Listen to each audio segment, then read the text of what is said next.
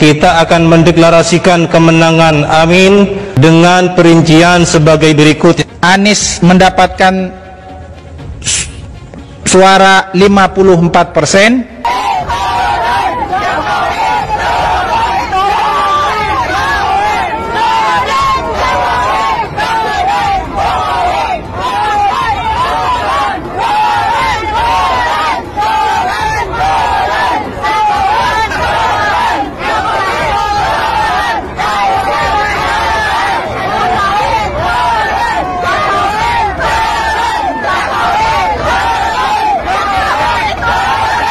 Beb, apakah tidak pilih Anies masuk neraka? Kata siapa? Siapa yang ngomong begitu? Ini negara demokrasi, orang bebas mau pilih siapapun. Kan udah pernah bahas di ceramah itu. Nggak boleh saling mengkafirkan, apalagi ngomong, oh kalau nggak pilih ini masuk neraka, itu orang goblok yang ngomong begitu. Jokowi itu apa sih? Jokowi itu apa? Ya Allah, dia itu seperti boneka golek, ditata ke sini ditata ke sini tapi sebenarnya lebih pinter anak saya loh. Bener apa enggak? Lebih pinteran anak saya, anak TK. Masa 1 ditambah 1 berapa? Dia bilang 11. 1 ditambah 1 buat 11. Otaknya di mana? Otaknya di mana? Goblok kalian, tolol kalian. Ngaku profesor, masa 1 tambah 1 kok 11?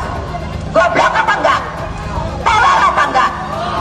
Saya menentang politik identitas karena bagi saya politik identitas dengan membawa-bawa agama itu mempermainkan agama, mengajak-ngajak orang untuk ikut demi agama, padahal yang ngajak ini sebetulnya mencari dunia, yaitu jabatan dunia.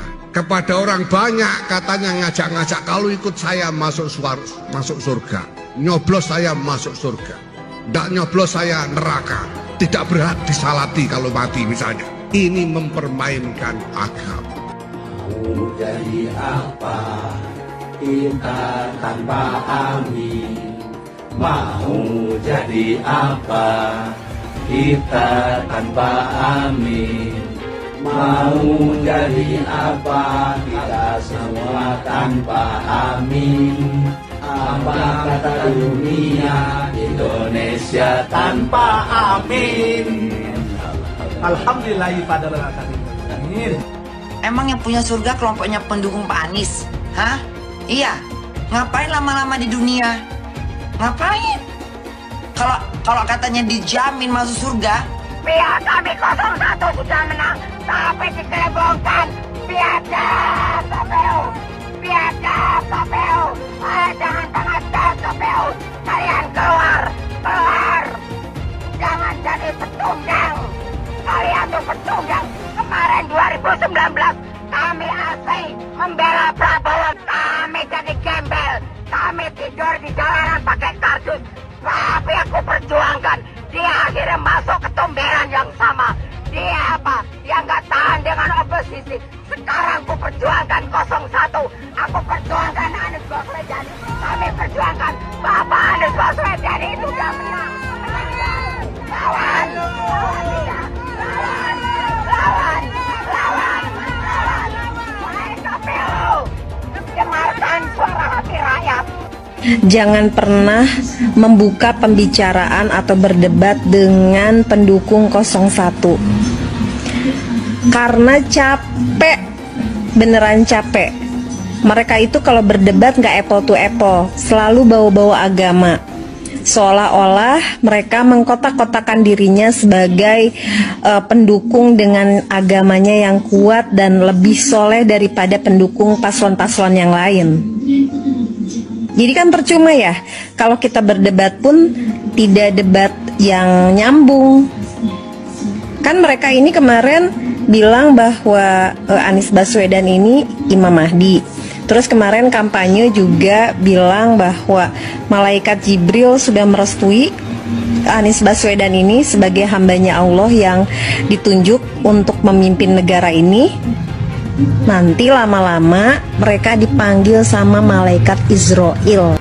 Suara Anda jangan mau dibeli, itu mah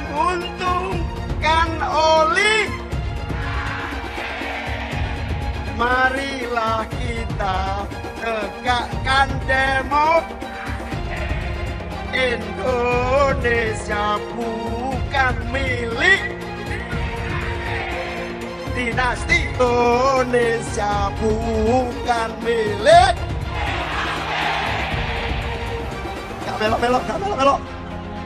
Nggak milih Anies masuk neraka. Ya, emangnya Anies malaikat? Emangnya Anies Allah? Dia juga belum tentu di belakang kita mah. Kan ya, anaknya aja boro-boro pakai jilbab, Ibu. Anaknya aja nggak pakai jilbab. Iya. Nih, masalah surga dan neraka hanya Allah yang tahu. Barangkali jangan salah, Prabowo kan haji. Jangan merasa dia paling hebat. Jangan jual-belikan agama. Kita capres-capres aja. Nasional. Tadi viralin. Gitu. Indonesia aku maju. Bisa aja ya nggak? Sekarang berubah, apa yang dirubah? Purwakarta ya Purwakarta aja, nggak bisa ada jadi yang lain-lain. Harus maju. Bukan dirubah, dimajukan. Ya nggak? Capek-capek belajar agama, capresnya Imam Mahdi. Bener-bener aja, rugi dong. Yaitu Abah mengutus 1000 malaikat. 1000 malaikat. Dari 1000 malaikat, yang satu malaikat membawa 1000 malaikat. Berapa itu di sebelahnya? 1 juta. Kita akan mencoblos pilihan Allah dan Rasulnya. Siapa Imam Mahdi? Profesor Dr. Anies Rashid Baswedan. Itu Imam Al-Mahdi. Al-Imam Al-Mahdi 2024 memenangkan Anies Baswedan. Kenapa? Imam Mahdi. Semua sedunia kalau haram tidak mendukung Anies untuk Presiden Indonesia 2024, Dajjal. Kalau tidak memenang Anies Baswedan untuk Presiden, Dajjal. Catat itu, amin menang wajib, amin kalah dosa. Secara eksplisit ditulis dalam Al-Quran. Quran surah Al-Qasas ayat 26, Quran surah Asy-Syu'ara ayat 107, 125, 143, 162, 178, 193. Quran surah Ad-Dukhan ayat 18, ayat 51, Quran surah At-Takwir ayat 21, dan Quran surah At-Tin ayat 3. Tepuk tangan untuk kemenangan amin. Amin menang, amin kalah. Catat itu, amin menang wajib, amin kalah dosa. Kata amin disebut 14 kali di dalam Al-Quran, terdapat di dalam 8 surah. Insya Allah ini menjadi isyarat bahwa pada tanggal 14 Februari 2024 Bapak Anies akan menjadi presiden yang ke-8 dan Pak Muhaimin akan menjadi wakil presiden yang ke-14. Tepuk tangan. Amin menang, amin kalah dosa. Hidup amin, hidup amin, caplos amin, menangkan amin, amin menang 1 putaran, amin, amin menang wajib, amin kalah dosa, amin menang, amin kalah dosa. PKB sekarang, PKB-nya itu yang diambil Muhaimin Iskandar dicuri. Yang sudah mendukung Anies sebagai presiden harus dipertanyakan keislamannya. Hamba itu namanya Anies Baswedan. Dia akan panggil malaikat Jibril. Wahai Jibril, aku mencintai hambaku yang insya Allah namanya Anies Baswedan. Kabarkan kepada seluruh umatku, seluruh makhlukku, bahwa aku mencintai Anies Baswedan. Maka Jibril akan mengatakan kepada seluruh makhluk di langit, seluruh makhluk di bumi, cintailah Anies Baswedan. Maka insya Allah makhluk di langit dan makhluk di bumi semuanya akan mencintai Anies Baswedan dan mendoakan pada 14 Februari insya Allah Anies Baswedan Presiden Republik Indonesia. Siap Bekasi memenangkan Anies Baswedan 80%? Siap menang 1 putaran? Saya tidak mau pemimpin masa depan menyalahkan angin di kemudian hari. Anda kalau nyindir lain kali jangan pakai angin, Mas. Mau bilang lagi, jangan salahkan angin. Saya kan sampaikan soal angin ya kemarin. Angin tak ada KTP-nya. Angin itu bergerak dari sana sini. Ketika polutan yang muncul dari pembangkit listrik tenaga uap mengalir ke Jakarta, maka Jakarta punya indikator, karena itu Jakarta mengatakan ada polusi udara. Ketika anginnya bergerak ke arah Lampung, ke arah Sumatera, ke arah Laut Jawa, di sana tidak ada alat monitor. Ada orang yang bilang jangan cerita soal angin, maka dia tidak menghormati ilmu pengetahuan. Milih Anies dan Imin setidaknya sudah menyelamatkan Indonesia dari kehancuran. Gus Dur saja dikudetanya, apalagi rakyat. Yang satu memang jago kata-kata, jago beretorika, nggak kelawan kalau soal kata-kata. Kalau PKB sekarang bukan PKB Gus Dur, ini PKB Caimin. Jadi beda, PKB-nya sudah beda. Jadi nggak bisa lagi menurut saya, memang masih tetap jualan nama Gus Dur, itu ada larangannya jelas sekali. Tapi ya namanya orang masih mencuri-curi, kebiasaan kayaknya mencuri-curi. Mencuri partai, sekarang mencuri gambar. Gus Dur pendiri partai, orang yang dikatakan oleh Caimin sebagai guru politiknya, malah dikudeta, apalagi rakyat. Susah kan mau milih pemimpin seperti itu nanti?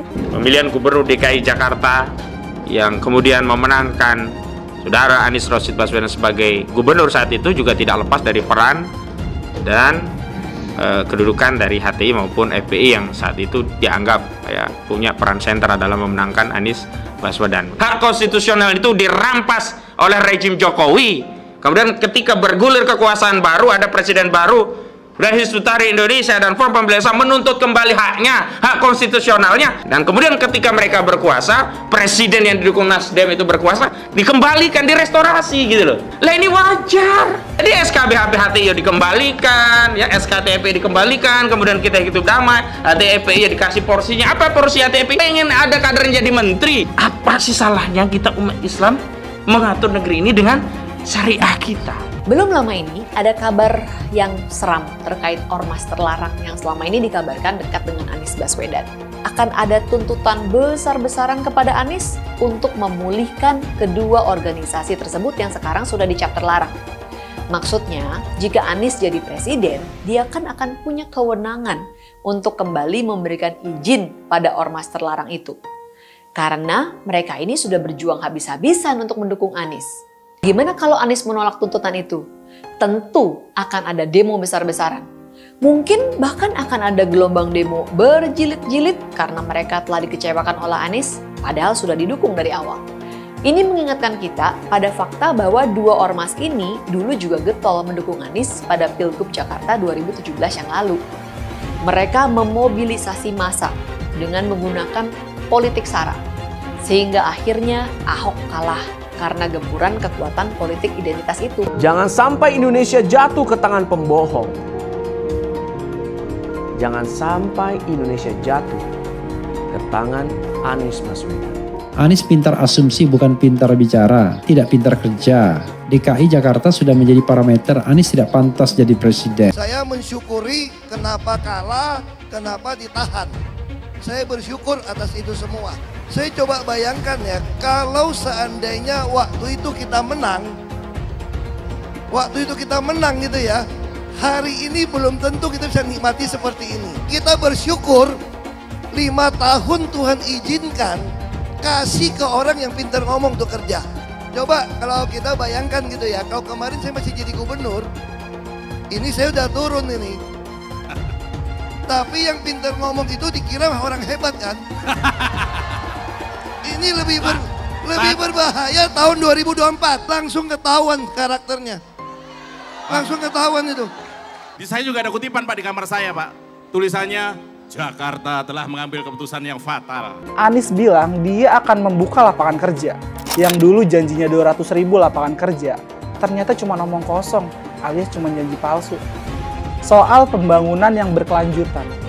Dia bilang di Jakarta dia udah meneruskan yang udah baik. Lu jangan percaya ya, itu ngibul. Faktanya nggak seperti itu loh. Belum lagi nih, program penanggulangan banjir. Jadi di daerah Jakarta itu ada daerah yang sebelumnya udah bebas banjir. Pas Anies mimpin, kok bisa-bisanya daerah itu banjir lagi? Gimana nggak banjir kalau kalinya udah nggak pernah dikeruk sama dibersihin, Pak? Kalau soal Jakarta, gue bisa bicara banyak deh. Jadi gue saksi bobroknya kepemimpinan Anies di Jakarta. Dan gue bisa pastiin, omongan manisnya Anies soal apa yang dia lakukan waktu mimpin Jakarta itu banyak nimbulnya. PKI yang kita harapkan, Anies Baswedan yang begitu jelas Islamnya. 4 tahun 8 bulan jadi gubernur. Mana peraturan pergub saja yang melarang migrasi? Mana perda Islam apalagi? Yang akhirnya tidak berani juga menegakkan hukum Islam. Banjir tetap banjir, macet tetap macet, kriminalitas Jakarta. Anda tahu, 2 menit sekali terjadi pencurian. Sekarang orang sedang euforia, dia mau dicapreskan. Bagaimana umat terjebak lagi, bodoh lagi, masuk lagi. Kalau misalnya memang Anies itu mau maju dan dia tekad mau menegakkan hukum Islam dan menyatakan perlawanan, saya penuhi. Tapi dia tidak lakukan itu. Bapak politik identitas Indonesia Anies Baswedan, Bapak intoleransi Indonesia Anies Baswedan. Jangan lupakan, jangan terlena, jangan sampai dia pecahkan kita dengan dagangan ayat dan mayatnya. Air itu turun dari langit, turunnya ke atap rumah langsung sumur bor, bukan ke sungai dan ke laut. Jangan hanya konsentrasi pada pembangunan benda-benda mati yang indah difoto dan bisa ditunjukkan dalam 5 tahun hasilnya. Kalau kita mau menilai sebuah janji, maka lihat janjinya atau lihat kenyataannya. Dulu janjinya apa ya? Dan ini aneh, betul-betul aneh. Ini bukan kampanye, tapi saya sampaikan sini. Di satu sisi menyiapkan jalur-jalur air untuk dikirim ke laut, di sisi lain di lautnya dipasang dengan pulau reklamasi, tinggal tunggu waktu jadi rob, air balik.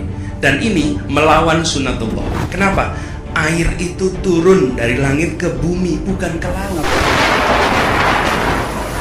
Harusnya dimasukkan ke dalam bumi, masukkan tanah. Di seluruh dunia air jatuh itu dimasukkan ke tanah.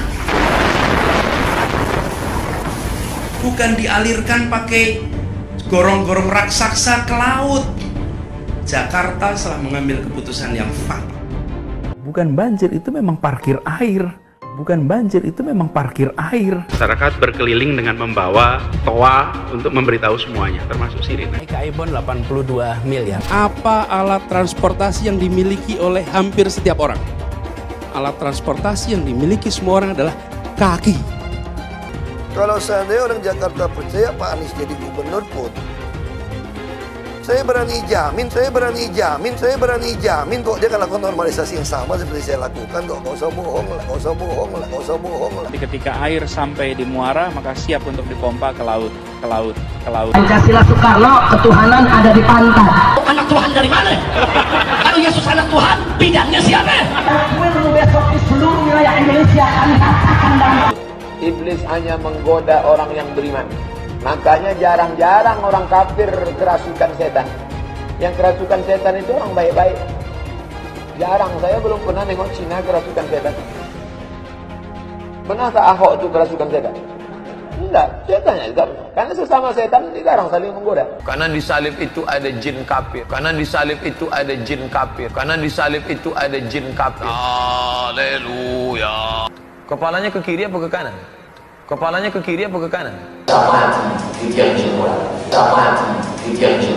Tetap percaya salib itu lambang mulia, bukan jin. Kok ketawa? Aku nggak nyindir siapa-siapa loh. Saya nggak pernah mundur untuk kebenaran, keadilan, kejujuran dan peri kemanusiaan. Gue nggak pernah mundur. Dan gue nggak pernah takut juga sama lu. Siapapun yang rasis, gue akan hadapin. Karena rasis itu tidak berperi kemanusiaan. Sama saya ditanya dulu kan, kamu nyesel nggak statement kamu di Pulau Seribu sehingga masih masuk penjara? Tidak pernah nyesel.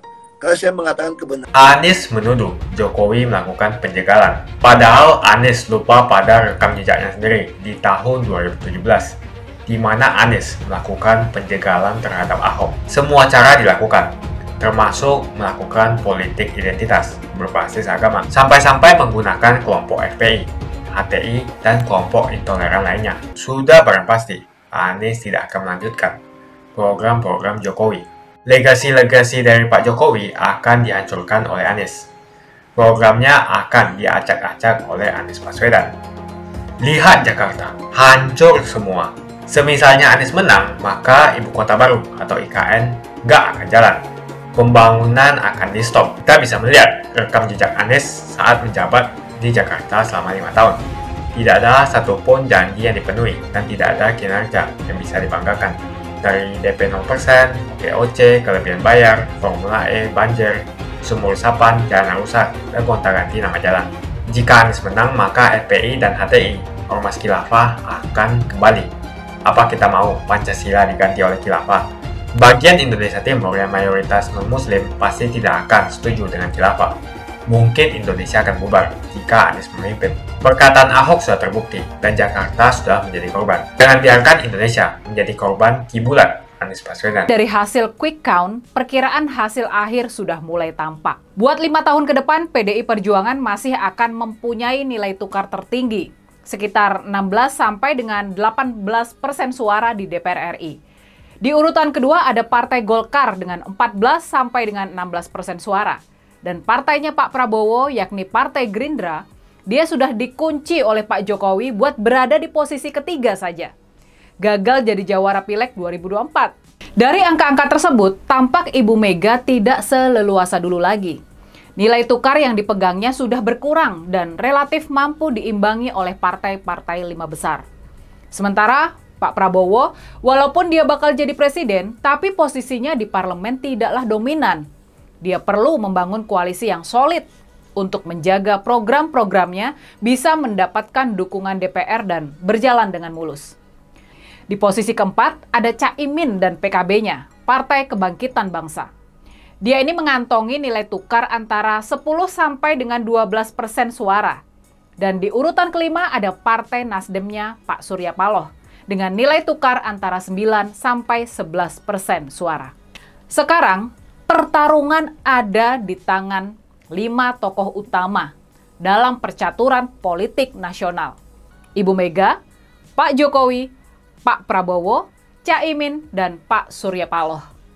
Di sini kabarnya posisi Caimin agak goyah karena mulai muncul gerakan pengambil alihan PKB oleh kubu yang didukung oleh Pak Jokowi.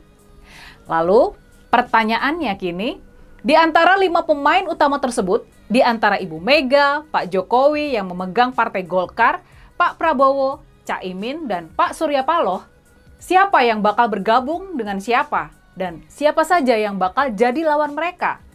Gerakan ini masih terkait dengan rencana Pak Jokowi membangun koalisi permanen 3 partai, yakni Golkar, PKB, dan PAN. Tapi tentu saja berbekal sukses menaikkan suara PKB di Pileg kali ini, Caimin nggak bakalan dengan mudah untuk disingkirkan. Kita perlu melihat sejauh mana nantinya kubu Pak Jokowi ini mampu menyerang dan merebut PKB dari tangan Caimin. Peta politik ke depan diyakini bakalan diwarnai persaingan diam-diam di antara Pak Jokowi dan Pak Prabowo. Mereka bakal berebut pengaruh dalam menjalankan pemerintahan dan pastinya di benak mereka sudah terbayang pertarungan buat pemilu 2029 juga. Buat 5 tahun mendatang. Sejak sekarang mereka sudah harus pasang kuda-kuda. Maka kita perlu melihat bagaimana ke depannya. Kemana Ibu Mega, Caimin, dan Pak Surya Paloh mengarahkan dukungannya. Buat sementara waktu, kita bisa anggap Caimin kokoh di posisinya sebagai Ketua Umum PKB. Dan dia sekarang sudah menjadi pemain utama di percaturan politik nasional. Dia sudah bisa lebih sejajar dengan Ibu Mega, Pak Jokowi, Pak Prabowo, dan Pak Surya Paloh. Dia bukan anak bawang lagi. Kalau formasi Gerindra Demokrat terbentuk mendukung Pak Prabowo, suara mereka kira-kira 21% suara. Sementara itu, formasi Golkar, PKB, dan PAN di kubu Pak Jokowi bakal mengantongi sekitar 33% suara. Dengan formasi seperti ini, posisi Pak Jokowi jelas sangat kuat buat mengunci Pak Prabowo. Di luar kelima partai utama, 2 partai pendukung tampak sudah lebih jelas posisinya. PAN ada di kubu Pak Jokowi, dan Partai Demokrat lebih condong ke Pak Prabowo yang sesama tentara. Sementara itu, Partai Persatuan Pembangunan dengan modal hanya 4% suara, mungkin peran mereka kurang signifikan. Yang bisa kita yakini sekarang, Pak Prabowo dan keluarganya bersama-sama para pendukungnya, mereka pastinya nggak mau Pak Prabowo cuma jadi presiden boneka yang dikendalikan dari belakang oleh Pak Jokowi. Makanya sekarang ini Pak Prabowo pasti sedang mati-matian membangun koalisinya sendiri. Mungkin langkahnya termasuk mengamankan PKB dan tentu saja terus berusaha membujuk PDI Perjuangan buat masuk ke pemerintahan. Makanya nih, dengan melihat konfigurasi seperti ini, kita bisa paham mengapa sekarang ini Pak Jokowi tidak terlalu peduli kalau PDI Perjuangan ada di posisi sebagai oposisi.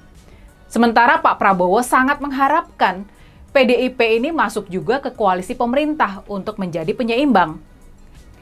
Terakhir, tampaknya nih, di tengah deru persaingan yang semakin meningkat, Pak Jokowi ingin sedikit meredam ketegangan. Pak Jokowi pun memberikan hadiah istimewa kepada Pak Prabowo. Pak Prabowo dijadikan jenderal penuh.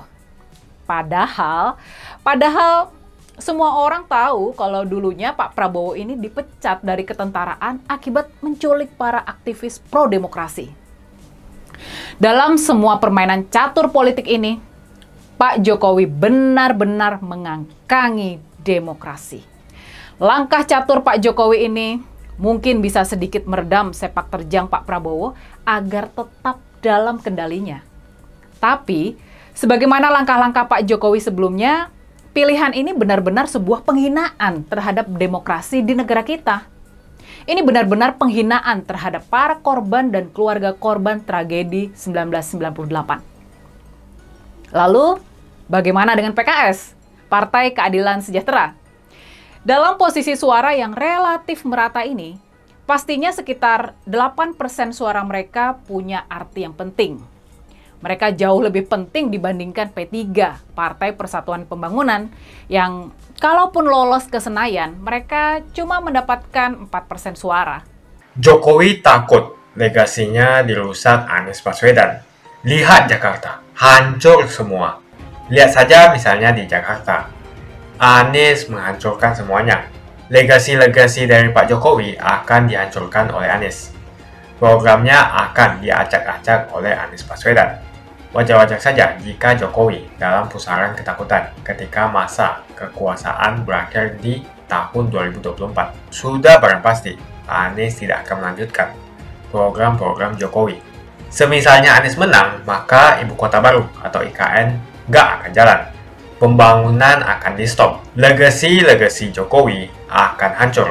Anies menuduh Jokowi melakukan penjagalan. Padahal Anies lupa pada rekam jejaknya sendiri di tahun 2017, di mana Anies melakukan penjagalan terhadap Ahok. Semua cara dilakukan, termasuk melakukan politik identitas berbasis agama, sampai-sampai menggunakan kelompok FPI, HTI, dan kelompok intoleran lainnya. Anies Baswedan sampai nekat berkoalisi dengan ormas preman berjubah agama. Di tahun 2024, Anies Baswedan akan kembali menggunakan strategi di tahun 2017. Kelakuan-kelakuan relawan Anies yang menjalankan strategi ini masih pakai pola yang lama. Pola yang lama berupa membangun opini negatif terhadap pemerintah dan Komisi Pemilihan Umum. Curangan Anies lainnya adalah melakukan kampanye sebelum waktunya, di mana dia mengganti namanya menjadi head start untuk membingungkan publik. Atau kecurangan Anies Baswedan yang menggunakan jet pribadi saat kampanye di mana-mana. Berapa kecurangan dari biaya kampanye yang menggunakan jet pribadi?